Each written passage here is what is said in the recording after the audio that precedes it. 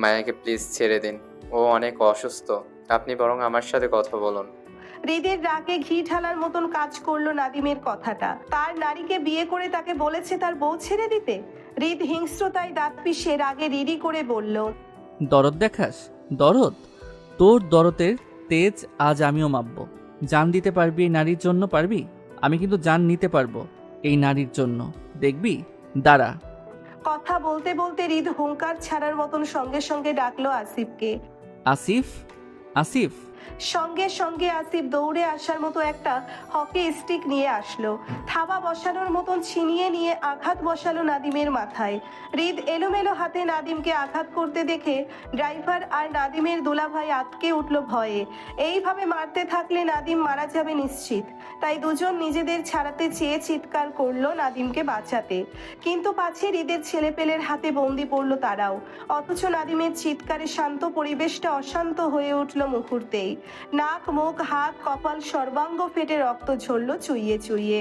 মায়া হৃদের উপস্থিতি টের পেয়েছিল গাড়িতে বসেই, কিন্তু হৃদের হিংস্রতায় আর নিজের তীব্র অপরাধ বোধে আগাতে পারেনি এতদিন পর স্বামীকে সুস্থ পেয়েও। এখনকার গল্পটা ভিন্ন। এখানে মায়া বেঈমান নারী, তাই মায়ার হাতে করার মতন কিছুই ছিল না। এই মুহূর্তে নাদিমকে মার খেতে দেখেও মায়া কিছু বলতে বা করতে পারলো না, আর না জায়গা থেকে নড়াচড়া করলো। নাদিমকে রক্তাক্ত করেও যখন হৃদের মন ভরল না, তখন পুনরায় চিৎকার করে বলল। আসিফ, আমার বন্দুক দে। বলতে বলতে হৃদ নিজেই তেড়ে গেল আসিফের দিকে। থাবা মেনে আসিফের দিকে বন্দুক ছিনিয়ে নিয়ে মুহূর্তেই দুহাতে টেনে ট্রিগার অন করলো নাদিমের দিকে এগোতে এগোতে। নাদিমের দুলাভাই আহাজারি চিৎকার করে উঠল যখন দেখলো হৃদকে বন্দুক হাতে নাদিমের দিকে যেতে। তিনি মায়ার কাছে নাদিমের জীবন বাঁচাতে সাহায্য চাইলে মায়া ফুপিয়ে শব্দ করে কেঁদে উঠল ভয়ে। মায়ার কান্না হৃদের কানে যেতেই হৃদের পথ ঘুরে যায়। নাদিমের দিকে তেড়ে যাওয়া পথ মায়ার দিকে ঘুরে যায়। এক হাতে মায়ার বাহু টেনে ঠাস করে গাড়িতে ঠেকালো পিঠ।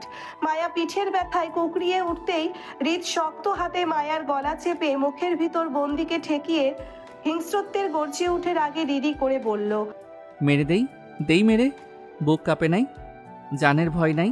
কত বড় কলিজা নিয়ে ঘুরিস তুই? আমার বউ হয়ে অন্যের নামের কবুল বললি কিভাবে? আমার কথা মনে আসে নাই? আমি ফিরবো তুই জানতি না? আমার অসুস্থতার সুযোগ নিয়ে অন্যের বউ হয়ে গেলি। তোর বউ হওয়ার শখ? বউ? বাসর করবি জামাইয়ের লগে? বাসর? তোর জামাইকে মেরে তোকে বিধবা বানিয়ে তারপর যাব আমি। কি ভেবেছিস আমি ফিরবো না?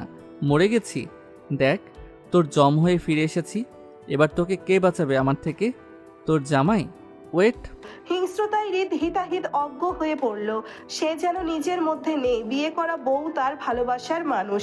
সেই বউকে যখন অন্য কেউ জড়িয়ে বসে থাকে, তখন দুনিয়া ধ্বংস করার মতন আগুন জ্বলে ওঠে ভেতরে। সবকিছু ভেঙে গলিয়ে দেওয়ার মতন তোলপাড় হয় মনে।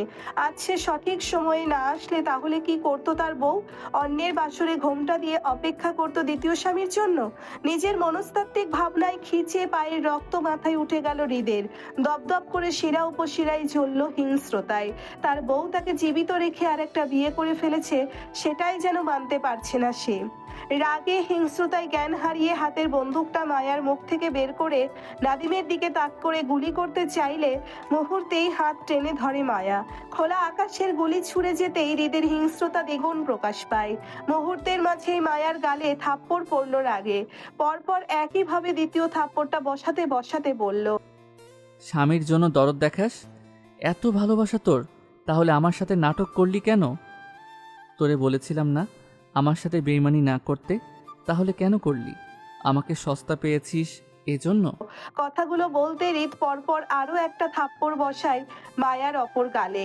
মায়ার মাথায় টিকলি, গলায় হার, দোপাট্টা টেনে ছিঁড়ে ফেলতে ফেলতে হৃদ একইভাবে বলল, এসব কি পড়েছিস তুই? খোল, খোল সব। আমি কি ভালোবাসতাম না তোকে? কেন অন্যের বউ হতে গেলি? কেন আমার ভালোবাসাটাকে হারাই করে দিলি? কেন বিয়ে করলি? মরে যেতি তারপরে বিয়ে কেন করলি তুই? মায়ার ঠোঁটের লিপস্টিক লেপ্টে পাঞ্জাবির হাতা দিয়ে হৃদ ডোলে পরিষ্কার করতে করতে বলল, এই লিপস্টিক কার জন্য পরেছিস তুই? জামাইয়ের জন্য? আমি আদর করতাম না তোকে? তাহলে কেন বউ সাজতে গেলি? তোর স্বাস্থ্য আমার জন্য ছিল, তাহলে সেখানে কেন অন্য কাউকে আসতে দিলি? এই শাড়ি ওই ছেলে দিয়েছে না তোকে? খোল, এটা খোল। বলতে বলতে হৃদ দুহাতের থাবায় মায়ার গায়ের বেনারসিটা টেনে খুলতে চাইলে মায়া ইজ্জতের ভয়ে তৎক্ষণাৎ দুহাতে হৃদকে চাপটে ধরে ফুপিয়ে কেঁদে উঠে আকুতির স্বরে বলল, প্লিজ আমাকে অসম্মান করবেন না এতগুলো মানুষের সামনে। আমি আপনার থেকে অনেক দূরে সরে যাব, আর আসবো না সামনে। তারপরেও আমাকে অসম্মান করবেন না প্লিজ। আপনার পায়ে পড়ছি আমি, দয়া করুন প্লিজ। মায়ার কথাগুলো শেষ হতে হতে হৃদ মায়াকে ছিটকে নিজের থেকে দূরে সরিয়ে ফেলতে ফেলতে বলল, তুই নোংরা হয়ে গেছিস, তোর শরীর নোংরা হয়ে গেছে। এই শরীরে অন্য পুরুষের ছোঁয়া লেগেছে, তাই এই শরীর নিয়ে কখনো আমাকে ছুঁতে আসবি না। আমার জন্য তুই অপবিত্র হয়ে গেছিস। তোকে হৃদের কথা শেষ হওয়ার আগেই পিছন থেকে হৃদের উপর আক্রমণ করলো কেউ। হৃদ বুঝে ওঠার আগেই জুয়ের বাবা সাজিদুল ইসলাম হৃদের কাঁধ টেনে মুখ বরাবর ঘুষি বসাতেই বামে ঝুঁকে গেল হৃদ। মায়া আতঙ্কে উঠে সাজিদুল ইসলামকে থামাতে চাইলে তিনি মায়াকে হাতের ধাক্কায় দূরে সরিয়ে ফেলে পুনরায় হৃদকে ধরতে যাবে তার আগেই হৃদ ওনার হাত চেপে মুচড়িয়ে পরপর ঘুষি বসালো জুয়ের বাবা সাজিদুল ইসলামের মুখে। মায়ার চিৎকার আর থমথমে পরিবেশে সকলে থমকে দাঁড়িয়ে গেল। বরের গাড়ি ডাকাত পড়েছে খবরটা শুনে সাজিদুল ইসলামের সঙ্গে মায়ার পরিবারের সকলেই লাঠিসোঁটা নিয়ে এসেছিল টর্চ হাতে হাতে। মায়ার বাবা মা ফুপা ফুপিরা জুয়ের মা সকলেই থমকে আছে উপস্থিত পরিবেশ দেখে। হৃদের হাতে বেদম মার সাজিদুল ইসলামকে খেতে দেখে চিৎকার করে এগিয়ে গেল জুই ও ওর মা। মুহূর্তেই সাজিদুল ইসলামের উপর মা মেয়ে দুজনেই আড়াআড়ি ভাবে পড়ে গেল বাঁচাতে চেয়ে। আসিফ বাধ্য হয়ে এগিয়ে এলো হৃদের দিকে। ছেলেপেলেদের নিয়ে হৃদকে দুহাতে চাপটে ধরে আটকালো মায়ার পরিবারকে আঘাত করতে না দিয়ে। কারণ হৃদের মায়ার পরিবারকে আঘাত করার দৃষ্টিকটু দেখাচ্ছে তাই। এই মুহূর্তে মায়ার বাবাও যদি সাজিদুল ইসলামকে বাঁচাতে চেয়ে এগোতো তাহলে হয়তো তিনিও রেহাই পেত না হিংস্রত্ব হৃদের হাত থেকে। তিনি চোখ মুখ শক্ত করে হৃদের দিকে তাকিয়ে তারপর চোখ ঘুরালো রক্তাক্ত অবস্থায় পড়ে থাকা নাদিমের দিকে। পাশেই তার ভাই সাজিদুল ইসলামকে জড়িয়ে কাঁদছে জুই ও সাবিনা বেগম। হৃদ নিজেকে টেনে সবার থেকে ছাড়িয়ে নিতে নিতে উপস্থিত সকলের সামনে মায়ার উদ্দেশ্যে বলল, জীবনে একই ভুল আমি দ্বিতীয়বার রিপিট করি না। তোর বিয়ে করার শখ না, থাক তুই তোর স্বামী নিয়ে। আমি সেই নারীর দিকে ঘুরে তাকাবো না যে নারী আমি জীবিত অবস্থায় অন্য কারো হাত ধরে। জীবনে একা থাকবো, তারপরও তোকে চাইবো না। বেঈমান প্রতারক নারী তুই। আমার ঘৃণার লিস্টে তুই প্রথম, মনে রাখিস। হৃদ ফিরেছে? না ম্যাডাম। ঘাড় ঘুরিয়ে এক পলক ড্রয়িং রুমের বড় ঘড়িটার সময় দেখেই সুফিয়া খান। রাত প্রায় 12টা ঘরে। মায়া খোঁজ এখনো পায়নি নাকি?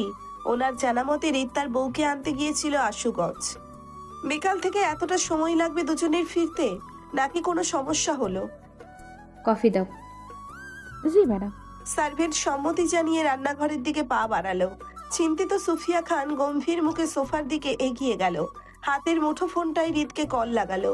ওপাশ থেকে হৃদের ফোন অফ বলাতে চিন্তিত ভঙ্গিতে আবারও দেওয়াল ঘড়িটাতে সময় দেখে নিল।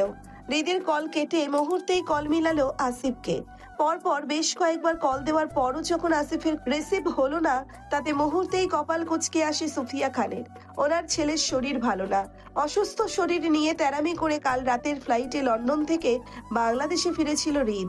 সকালে এয়ারপোর্টে ল্যান্ড করেই নাকি বউয়ের খোঁজে সারাদিন পার করলো সে। অবশ্য উনিও সারাদিন হৃদের খবর নিতে পারেননি, কারণ ওনার ফ্লাইট ছিল আজ, তাই ছেলের খবর নিতে হয়েছিল বাংলাদেশে ফিরে। তিনি নিজের বাসায় না গিয়ে হৃদের বাসায় উঠেছেন, কিন্তু এখানে এসে জানতে পারে হৃদ নাকি সকাল থেকে মায়ার খোঁজ করে সন্ধ্যার দিকে লোক নিয়ে বেরিয়ে যায় মায়াকে আনতে। ছেলের বউকে নিয়ে বাড়ি ফিরবে সেটা ভালো কথা, কিন্তু কেউ ওনার ফোন ধরছে না কেন? সোফিয়া খান চিন্তিত ভঙ্গিতে সোফায় বসলো।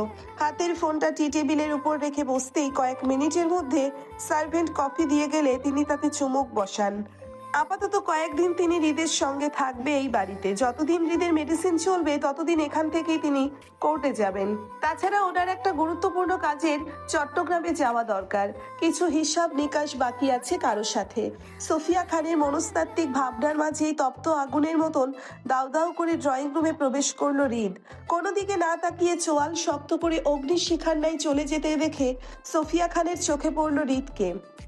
তিনি হাতের কফিটা রাখতে রাখতে তৎক্ষণাৎ হৃদের পিছনে তাকালো মায়ার সন্ধানে, কিন্তু আশেপাশে মায়াকে কোথাও দেখতে না পেয়ে উঠে দাঁড়াতে দাঁড়াতে হৃদের পিছন ডেকে মায়ার সন্ধান করে বলল, তুমি একা কেন? মায়া কোথায় হৃদ? মায়া নামটা কানে যেতেই হৃদের কদম 2 সেকেন্ডের জন্য থামে।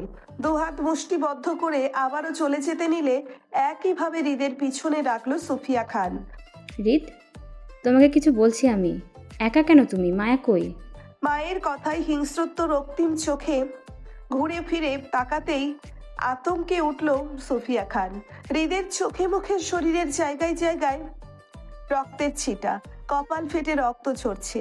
হৃদের মাথায় পরপর দুটো সার্জারি হয়েছে সবে মাত্র, বেশ কিছু অস্ত্রোপচার করা হয়েছে তাতে। এই অবস্থায় হৃদের মাথায় পুনরায় আঘাত পাওয়া মানে হৃদের কন্ডিশন খারাপের দিকে যাওয়া। আল্লাহ না করুক যদি দ্বিতীয়বার কোনো কারণে হৃদের ব্রেইনে রক্তক্ষরণ হয়, তাহলে হৃদকে বাঁচানো মুশকিল হয়ে যাবে। তিনি হৃদের সাদা পাঞ্জাবিটা রক্তের ছিটায় রক্তিম হয়ে যেতে দেখে আতঙ্কিত গলায় বললেন, তোমার এই অবস্থা কেন হৃদ? কি হয়েছে? মায়া কোথায়? সোফিয়া খানের কথা শেষ হতে হতে হৃদ মুহূর্তেই সিঁড়ি গোড়ায় থাকা ফ্লাওয়ার প্যাশনটা দুহাতে মাথার উপর তুলে আছাড় মারতে মারতে চিৎকার করে বলল, এই বেইমান নারীর নাম আমার সামনে নিবা না কেউ। I hate her, I just hate her.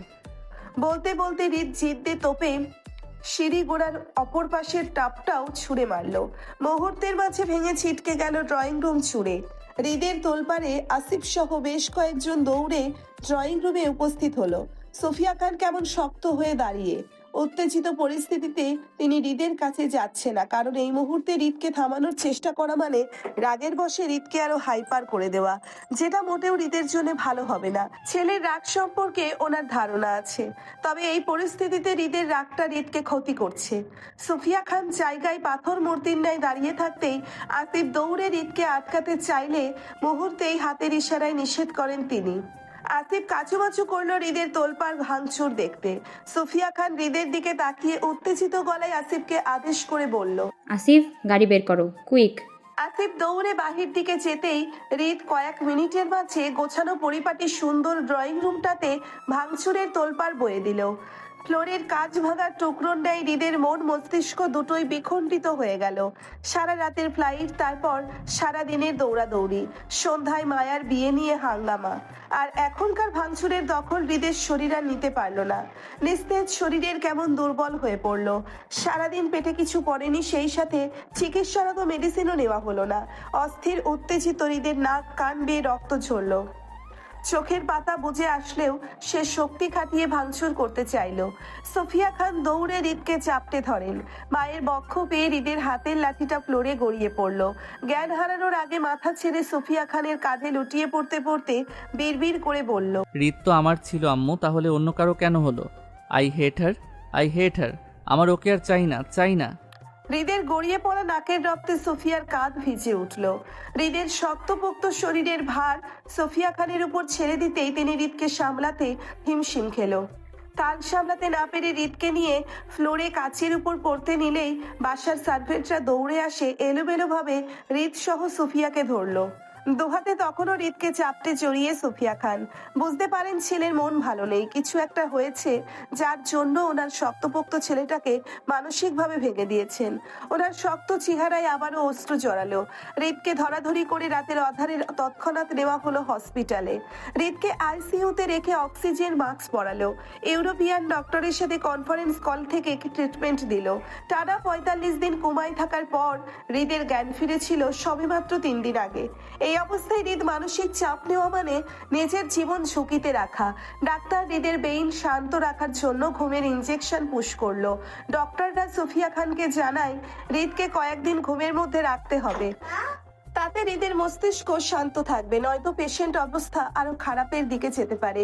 Sophia খান নীরব সম্মতিতে ডক্টরদের কথা মেনে নেন।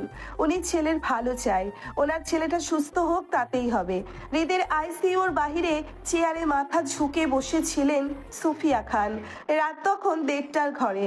আসিফ নিজের হাতের ফোনটা সোফিয়া খানের দিকে এগিয়ে দিতেই মাথা তুলে তাকান তিনি।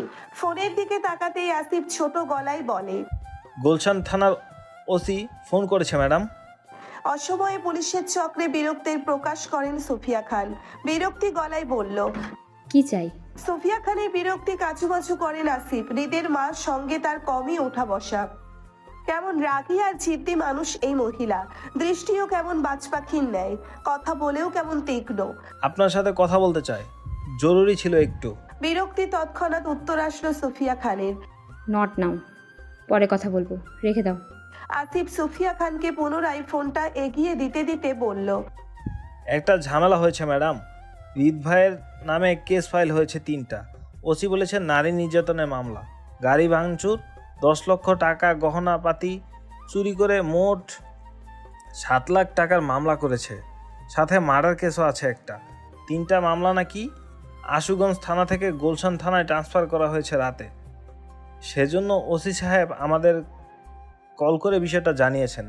রিদ ভাই তো অসুস্থ, আপনি যদি বিষয়টা দেখতেন। আসিফের কথায় কেমন তেতে উঠল সুফিয়া খান। একটার পর একটা ঝামেলা ওনার ছেলের পিছনেও ছাড়ছে না, ওনার ছেলেটাকেও সুস্থ হতে দিচ্ছে না, এখন আবার উটকো ঝামেলা। শালার বেড়ার মারার আর জায়গা পেল না। ভেবেছিলাম হাত নষ্ট করব না। আমারে মাঠে না নামাইলে কারো শান্তি নাই। দে ফোন দে।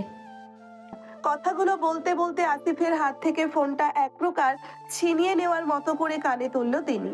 থানার ওসিকে কিছু বলতে না দিতেই সুফিয়া খান বললেন, শুনেন ওসি সাহেব, আপনার কাছে রিদ খানের নামে কোনো মামলাই আসে নাই এখনো পর্যন্ত। বাকিটা কি করতে হবে সেটা আপনি ভালো জানেন। বুদ্ধিমান লোককে কিছু বলে দিতে হয় না আশা করি। ফোনের ওপাশ থেকে ওসি সাহেবের গমগমে উত্তরের বলল, মিসেস খান, বুঝতে পেরেছি, কিছু বলতে হবে না। আসলে আপনি না বললেও আমরা এই মালাগুলো হাতে নিতাম না। দোয়া করবেন, তাতেই হবে। রিদ খানকে সালাম দিবেন আমার। রাখছি। কল কেটে যাওয়ার আগেই সুফিয়া খান ওসির উদ্দেশ্যে বলল, শুনেন ওসি সাহেব, ফোন রাখলে হবে না, আপনার কাজ শেষ হয়নি। আসলে আমার ছেলেটা একটু অসুস্থ, আর অসুস্থ ছেলেটাই আমার ইমোশন। এখন ইমোশন নিয়ে যদি কেউ টানাটানি করে তাহলে সেটা আমার মোটেও ভালো লাগবে না। আপনি এক কাজ করেন, আশুগঞ্জ থানার নাম্বারটা আমাকে সেন্ড করেন। সেই থানায় সাথে ফোন করে জানাবেন মামলা করা বাদী জনাব জামাল শওকত চেয়ারম্যান একজন মোস্ট ওয়ান্টেড ক্রিমিনাল, তাকে যেন থানায় আটকে রাখা হয়। আসলে আমি ওনার সাথে সাক্ষাৎ করতে চাই, বুঝেছেন?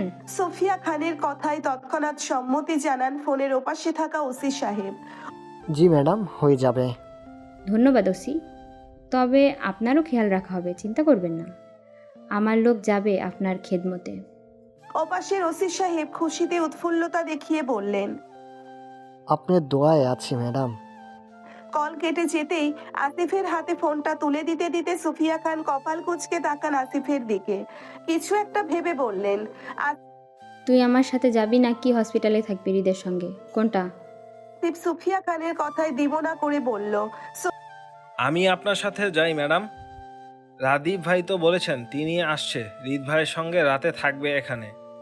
আপনার হয়তো আমাকে প্রয়োজন হতে পারে। সুফিয়া খান হাতে ফোনটা আসিফের দিকে দিয়ে বলল,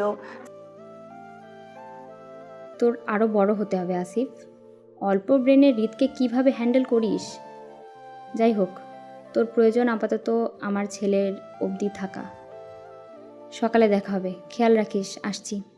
সুফিয়া খানকে হসপিটালের করিডোর ধরে চলে যেতে দেখেই আসিফ সেদিকে কেমন হতভম্ব হয়ে তাকায়।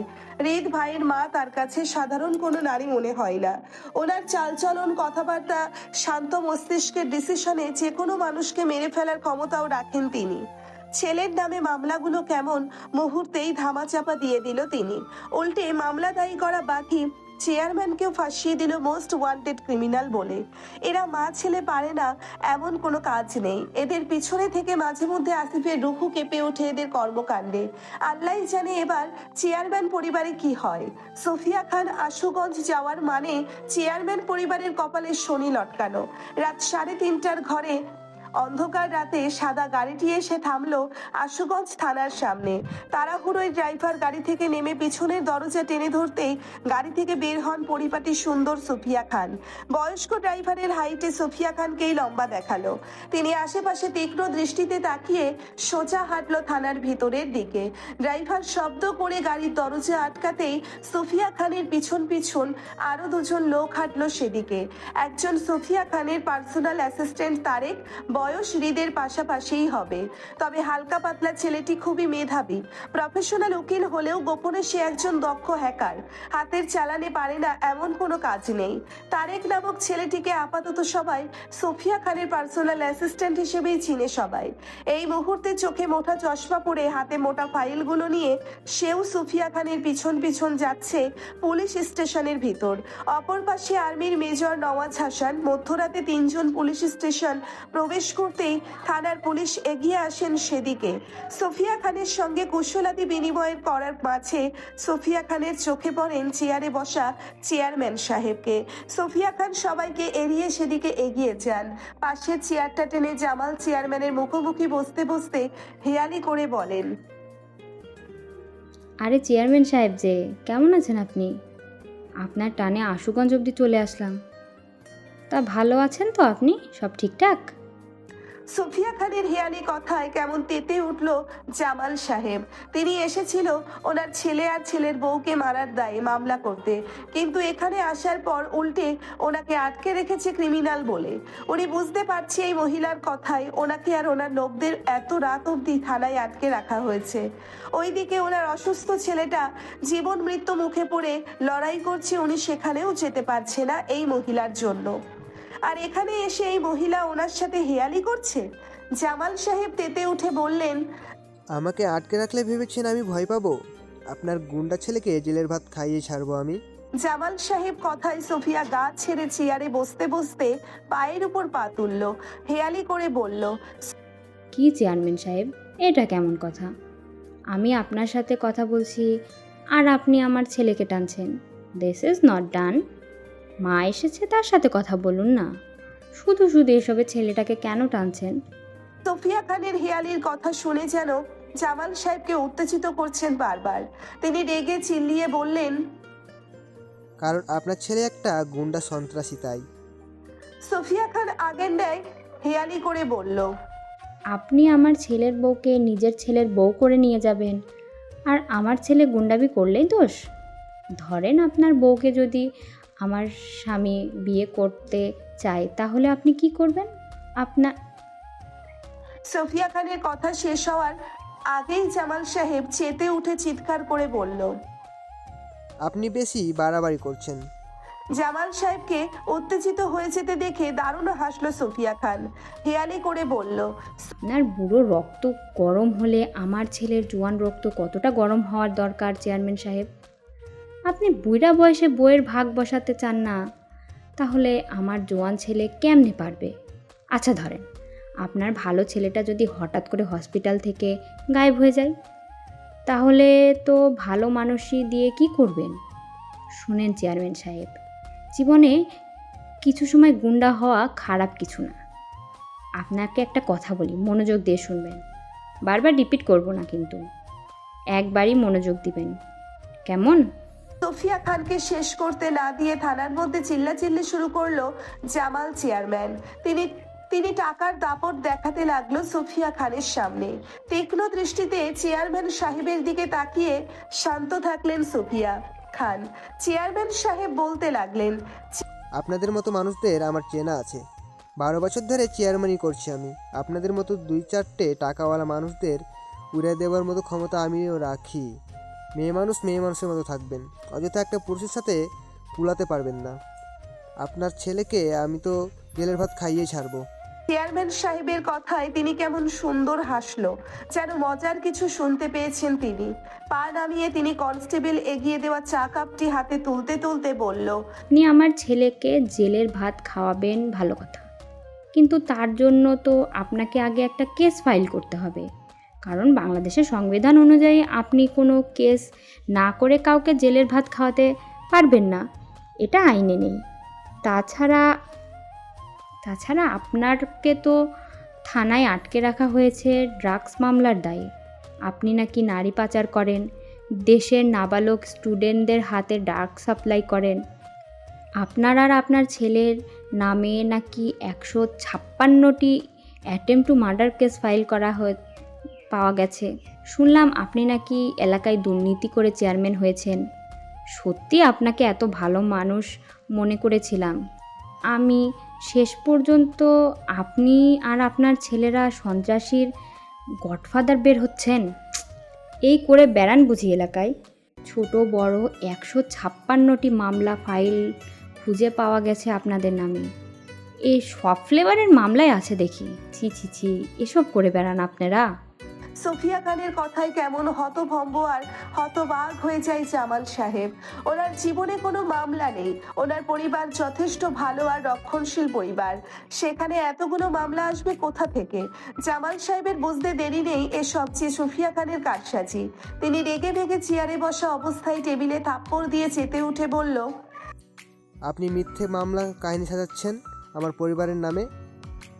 মনে করছেন আমি ভয় পাবো আপনার কথায়? আপনার যা খুশি করেন, আমিও এর শেষ দেখে ছাড়বো। চেয়ারম্যান সাহেবের কথায় হাতের কাপে চুমুক দিতে দিতে আবারও আগের ন্যায় সোফিয়া খান বলল, আপনার এই মনে হলো আমি আপনাকে মিথ্যা বলবো? আমাকে আপনার কতটা ছোট মস্তিষ্কের মনে হয় তারেক? চেয়ারম্যান সাহেবকে ওনার বিরুদ্ধে মামলার অভিযোগগুলোর কাগজ দেখাতো।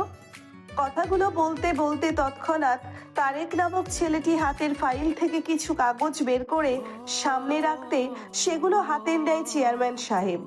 সাজানো গোছানো প্রত্যেকটা মামলায় ওনার আর ওনার ছেলেদের বিরুদ্ধে করা। দপদপ করে চলতে থাকা চেয়ারম্যান সাহেব হঠাৎ কেমন ভয়ে চুপ করে যায়। সোফিয়া খান সেদিকে তাকিয়ে হাতের চাটা টেবিলের উপর রাখতে রাখতে চেয়ারম্যান সাহেবের উদ্দেশ্যে বলল, শোনেন চেয়ারম্যান সাহেব, এলাকায় চেয়ারম্যানই করছেন তো ভালো মানুষের সেবা দেওয়া পর্যন্তই থাকুন। শুধু শুধু আমার ছেলে পর্যন্ত কি টানছেন? আমার ছেলে আপনার বাজেটের বাইরে। ছেলেটা অসুস্থ বলে মা এসেছি। ভাবুন, যদি মা এতটুকু পর্যন্ত আসে তাহলে ছেলের বাবাও তো আসবে, তাই না? আপনি আমাকে সামাল দিতে পারবেন না। বাবা ছেলে অবধি যাবেন কত দূর? আমি যাওয়ার পর আমার স্বামী আসবে, আপনি তো এত চাপ নিতে পারবেন না। সেজন্য বলছি আমাদের থেকে দূরে থাকুন। শোনেন চেয়ারম্যান সাহেব, ছোট মানুষের ওপর ক্ষমতা প্রয়োগ দেখানোটা আমার পছন্দ না। ক্ষমতার খেলা জমে সমানে সমানে। তাই আপনার ভালোর জন্য একটা ডেমো দিই। আপনি আমার ছেলের নামে মামলা দিলে আমি আপনাকে রোজ একটা করে নতুন মামলা ঠুকবো। আপনার হিসাবের খাতা ভুল হয়ে যাবে, টাকা শেষ হয়ে যাবে, কিন্তু আমার মামলা করা শেষ হবে না। আপনি যদি মনে করেন পালিয়ে যাবেন তাহলে বলে রাখি, আপনি আর আপনার ছেলে দুটোই মোস্ট ওয়ান্টেড আসামি বানিয়ে পেপারে ছাপিয়ে দিব। বাংলাদেশের প্রত্যেকটা থানায় অভিযোগ দেওয়া হবে। এরপর যদি মনে করেন দেশ ছাড়বেন তাহলে বলে রাখি, এয়ারপোর্ট আমার বাপের রাজত্বে চলে। আপনাদের পালানোর পথ বন্ধ। ছেলে আমেরিকার ভিসা দিয়ে কি করবেন যদি ছেলেটাই না বাঁচে? আমার ছেলেটা অনেক দিন অসুস্থ, তারপর বাংলাদেশে ফিরেছে বউয়ের টানে। সেই বউকে নাকি আপনার ছেলে বিয়ে করে নিল। স্বামী জীবিত অবস্থায় বউয়ের দ্বিতীয় বিয়ে করা জায়েজ না, আইনগত দিক থেকেও অপরাধ। আপনি কয়টা মামলা সামলাবেন? কার কার কাছে যাবেন? আপনি যার কাছেই যান না কেন সে আমারই লোক হবে। তারপরও আপনার সান্ত্বনা জন্য চেষ্টা করে দেখতে পারেন। তারপরও একটু চোখ ঘুরিয়ে দেখেন, আপনার এলাকায়, আপনার থানায়, আপনার পুলিশের সামনে বসে যদি আমাকে পিষে ফেলার ক্ষমতা রাখি তাহলে ভাবুন তো, এরপর যদি আমার ছেলের পেছনে লাগেন তাহলে কি করব? দীর্ঘ কথা বলে সোফিয়া খান থামেন। চেয়ারম্যান সাহেবের কপাল বেয়ে ঝরঝর করে ঘাম ঝরছে এই শীতের রাতেও। সোফিয়া খান টেবিলে থাকা পানির গ্লাসটা জামাল সাহেবের দিকে এগিয়ে দিতে দিতে শান্ত কণ্ঠে বললেন, দেখেন চেয়ারম্যান সাহেব, আমি পলিটিক্স খেলা চাই না। আমার সন্তানের জন্য নামতে হয়েছে এই মাঠে। আসলে আমার মুখ থেকে ব্রেন চলে বেশি, সেই জন্য এসব নোংরামিতে হাত নষ্ট করতে চাই না বলে অনেক বছর আগেই নিজের ব্রেন খরচ করা ছেড়ে দিয়েছিলাম। আসলে আমি বিশ্বাস করি যেখানে মন ইনভেস্ট হয় সেখানে ব্রেন ইনভেস্ট করা চলে না। সেই জন্য আপনাকে বলছি, এরপরও যদি আপনার মনে হয় আপনি আমার ছেলেকে টানবেন তাহলে আমি আপনার বংশ ধরে টানব। আশা করছি আপনি এবার বুঝতে পারছেন। এবার বাসায় যান, নিজের ছেলের যত্ন নিন, ভালো থাকেন, যান। কথাগুলো বলতে বলতে সোফিয়া খান উঠে দাঁড়ান। ওনার আশুগঞ্জে আরও একটি কাজ বাকি, সেটাই করতে হবে। তারপর সকাল হতে হতে আবার ছেলের কাছে ফিরতে হবে। কাল আবার একটু চট্টগ্রামেও যাবে। এই মাঠ পুরাতন, কিন্তু খেলার মানুষগুলো নতুন। কেন যেন তিনি এসব মানুষের উপর ক্ষমতা দেখিয়ে মজা পাচ্ছে না, হয়তো সমানে সমান কাউকে পাচ্ছেন না বলে। মধ্যরাতের প্রহর, রাত 3:13 ঘরে। অন্ধকার রাতে পরপর দুটো গাড়ি থামলো মায়াদের গেটের সামনে। মায়াদের বাড়ির গেট তখনও খোলাই ছিল হয়তো। মায়াদের বাড়ির গেট তখনও খোলাই ছিল, হয়তো বাড়ির মানুষই জাগ্রত বলে তাই। পরপর দুটো গাড়ির, একটা পুলিশের জিপ হলেও অন্যটি সোফিয়া খানের কার। মধ্যরাতে পুলিশের ওসি মায়াদের বাড়ির গেট টেনে ভিতরে প্রবেশ করতেই গাড়ি থেকে নামলো সোফিয়া খান। সূক্ষ্ম নজরে আশপাশটাই এক পলক দৃষ্টি বোলালো। গাড়ির ওপর পাশ থেকে তারেক নামক ছেলেটি নামতেই সেও সোফিয়া খানের দৃষ্টি অনুসরণ করলো। অন্ধকার রাস্তায় ল্যাম্পপোস্ট আলো ছাড়া ওই 2-4টে কুকুর দেখা যাচ্ছে দূরে। রাস্তায় বুক ঠেকিয়ে ঘুমিয়ে 2-একটা আবার তাদের গাড়ি দেখে দূর থেকেই ঘেউ ঘেউ করছে কয়েকটা। এর মাঝেই একজন পুলিশ এগিয়ে গেল মায়াদের বাড়ির গেটে। লোহার দরজাটি টেনে খুলে ধরলো সোফিয়া খানকে ভেতরে ঢোকার জায়গা করে দিয়ে। সোফিয়া খান আশপাশটা পরখ করেই হাতের ফোনটা তারেক নামক ছেলেটির হাতে দিয়ে সামনে হাঁটলো। পেছনে থাকা তারেক নামক ছেলেটি সোফিয়া খানকে অনুসরণ করেই দৌড়লো তৎক্ষণাৎ। একজন ভদ্র মহিলার কতটা ক্ষমতা আর দাপট থাকলে রাতের আধারের তাকে পাহারা দিতে চলে আসে আর্মি মেজর থেকে শুরু করে থানার পুলিশ ফোর্স, ভাবা যায়? সকলেই ভদ্র মহিলার পিছনে। আর্মির মেজর ওনার পাশাপাশি হাঁটছে পা মিলিয়ে। উঁচু জুতোয় সোফিয়া খান হাইটে আর্মির মেজরকেও টক্কর দিবে যেন। মায়াদের বিল্ডিং এর নিচে দাঁড়িয়ে মেজর সাহেব কলিং বেল বাজাতেই অল্প কিছুক্ষণের মধ্যে দরজা খুলে দাঁড়ালো মায়ার ফুপি জাহানারা বেগম। ওনার বিস্ময়কর চোখ মুখ দেখেই বোঝা যাচ্ছে বাড়ির বাকি সদস্যরাও হয়তো এখনো জাগ্রত। জাহানারা বেগম দরজা ধরে মুহূর্তেই থমথমে খেয়ে বসলো যখন দেখলো একজন ভদ্র মহিলা পুলিশ নিয়ে দাঁড়িয়ে। মধ্যরাতে পুলিশের আগমনে তিনি ভয় পান। হতভম্ব হয়ে বাড়ির ভেতরের দৌড়ে যেতে যেতে আহাজারি করে চিৎকার করলো দুই ভাইদের উদ্দেশ্যে।